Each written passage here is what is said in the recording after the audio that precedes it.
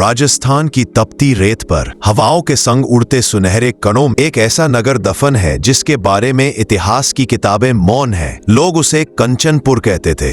कहा जाता है कि यहाँ सोने चांदी की दीवारें थीं। बाजार में हीरे जवाहरात ऐसे बिखरे रहते जैसे आम पत्थर, परंतु समय के किसी अदृश्य हाथ ने उसे मिट्टी में मिला दिया। आज वहां सिर्फ टीलों की शांति है, परंतु यह कहानी केवल एक नगर की नहीं बल्कि उसके भीतर छिपे रहस्य की है। क्या आपने भी बचपन में कभी कहानी सुनी है? यदि हाँ तो कमेंट में लिखे जय हिंद। अब शुरू करते हैं कहानी। सन 1100 ईस्वी के आसपास जब भारत के पश्चिमी हिस्से में छोटे छोटे राजवंश राज कर रहे थे, तब कंचनपुर अपनी शोभा के चरम पर था। नगर में प्रवेश करने वाले यात्रियों का स्वागत हाथी दल और शहनाइयों से होता। मंदिरों की ऊंची शिखर ध्वज दूर से ही चमक उठते। यह नगर 3 चीजों के लिए प्रसिद्ध था: संगीत और कला। यहाँ के राज दरबार में नर्तकियों और गायक कवियों का विशेष स्थान था। व्यापार अरब और अफ्रीकी व्यापारी यहाँ तक आते थे, मसाले, कपड़े और जवाहरात खरीदने। गुप्त विद्या कहा जाता है कि नगर के सबसे बड़े मंदिर में एक ऐसा शास्त्र रखा था जिसमें जीवन और मृत्यु के रहस्य छिपे थे।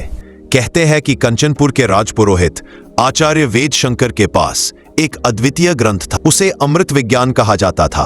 उसमें लिखा था कैसे मानव की आत्मा शरीर छोड़ने के बाद यात्रा करती है, कौन से मंत्र मृत्यु को रोक सकते हैं और कौन सी विधि से आगामी युगों की घटनाएं देखी जाती है। राजा सुमेर सिंह उस ग्रंथ की रक्षा के लिए अपने सबसे बलशाली सैनिक तैनात करता, किंतु जितना वह नगर की शक्ति था उतना ही उसका अभिशाप भी। एक रात राजमहल में एक स्वप्न देखा गया। रानी ने देखा कि पूरा नगर आग में जल रहा है और हजारों परछाइयां रेगिस्तान में भटक रही हैं। आचार्य वेद शंकर ने शास्त्र देखकर भविष्यवाणी की कि यह नगर अपने वैभव में अंधा हो गया है। देवताओं ने इसकी आयु गिन ली है। जिस दिन यह ग्रंथ किसी असुरक्षित हाथ में जाएगा, उसी दिन कंचनपुर का अंत निश्चित है। राजा ने इसे अंधविश्वास समझा और अपनीयता में खोया रहा। सन 1115 ईस्वी की एक अमावस्या की रात जब पूरा नगर दीपमालिका से चमक रहा था, तभी पश्चिम दिशा से घोड़े और ऊंटों की गड़गड़ाहट सुनाई दी। यह खिजराब खान का आक्रमण था जो अरब से आया था। उसकी महत्वाकांक्षा थी नगर की अपार संपत्ति लूटना, अमृत विज्ञान नामक ग्रंथ को हासिल करना। युद्ध शुरू हुआ। राजमहल की दीवारें कांपी, मंदिरों की घंटियां युद्ध के शोर में दब गईं।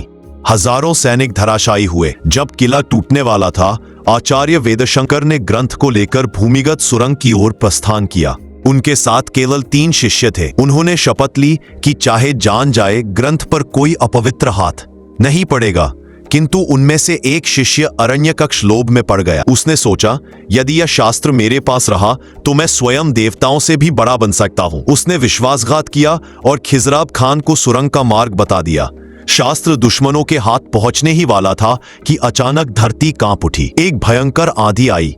रेत का तूफान इतना तेज था कि पूरा नगर उसकी चपेट में आ गया। महल, मंदिर, घर सब रेत में समा गए। खिजराब खान और उसके सैनिक भी वहीं दब गए। जब तूफान थमा तो वहां न कोई नगर था न लोग। करीब 800 साल बाद 1902 में ब्रिटिश पुरातत्वविद जॉर्ज हेनरी ने जैसलमेर के पास खुदाई करते समय कुछ दीवारें और शिलालेख पाए। उन पर लिखा था, कंचनपुर का अंत किसी आक्रमण से नहीं बल्कि अपने ही अभिशाप से हुआ। आज भी कई स्थानीय लोग बताते हैं कि रात के समय वहां शहनाइयों और युद्ध के नगाड़ों की आवाज आती है। कोई कहता है कि रेत में दबी मूर्तियां कभी कभी स्वयं ऊपर आ जाती हैं, फिर सुबह तक गायब हो जाती हैं। अमृत विज्ञान ग्रंथ अब तक कहीं नहीं मिला। कुछ मानते हैं कि वह रेत की गहराई में दफन है। कुछ कहते हैं कि आचार्य वेदशंकर ने मरने से पहले उसे जला दिया। परंतु एक बात निश्चित है, कंचनपुर आज भी रेगिस्तान की रेत में सो रहा है अपनी परछाइयों के संग। यह कहानी केवल इतिहास या रहस्य की नहीं है। यह हमें बताती है जब घमंड बढ़ जाता है तब वैभव भी विनाश का कारण बनता है।